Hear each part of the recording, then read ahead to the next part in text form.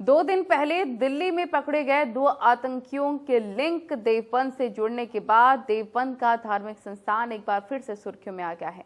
मुजफ्फरनगर पहुंची fire brand हिंदुत्ववादी नेत्री साध्वी प्राची ने दारुल उलूम को लेकर एक बार फिर से विवादित बयान दिया है, जिसमें उन्होंने दारुल उलूम देवबंद को न सिर्फ आतंकवादियों की शरण स्थली बताया है, बल्कि उसे वहां की जन्म स्थली भी बता दिया है।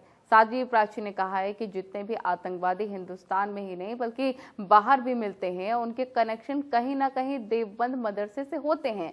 इसलिए देवबंद का मदरसा बंद होना चाहिए और सरकार को गंभीरता के साथ उसकी जांच कराकर जल्दी से जल्दी कार्रवाई करनी चाहिए। ये मदरसे देश हित में काम नहीं कर रहे हैं, ये केवल आतंकवादियों की फसल उगा रहे हैं। हिंदुस्तान में आतंकवादियों की फसल बंद होनी चाहिए।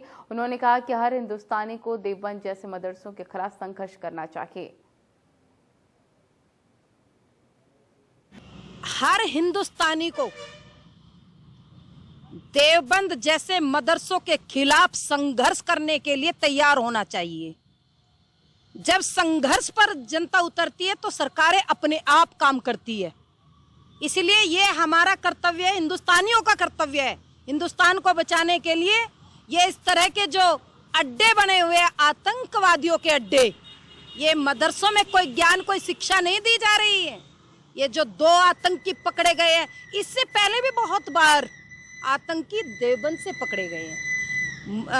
बिजनौर के अंदर बहुत सारा जखीरा पकड़ा गया था। सरकार को गंभीरता से लेना चाहिए। आतंकवादियों की शरण स्थली के साथ साथ देवबंद जन्म स्थली बन गया है। जितने भी आतंकवादी हिंदुस्तान के अंदर नहीं बल्कि बाहर भी मिलते हैं, उनके कनेक्शन कहीं न कहीं देवबंद मदरसे से होती है। इसलिए देवबंद का जो मदरसा है वो बंद होना चाहिए और सरकार को गंभीरता के साथ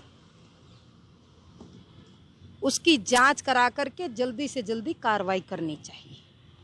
ये देश हित में नहीं मदरसे काम कर रहे हैं, ये केवल आतंकवादियों की फसल उगा रहे हैं। ये फसल आतंकवादियों की बंद होनी चाहिए हिंदुस्तान से। तो आपने सुना सीधे तौर पर क्या कुछ साध्वी प्राची का कहना था। उन्होंने कहा कि देश हित में इन मदरसों को बंद होना चाहिए, क्योंकि यहाँ पर आतंकवाद पनपता है, फलता है, फूलता है। फसल आतंकवाद की यहीं से उगती है। दारुल उलूम आतंकवादियों की शरण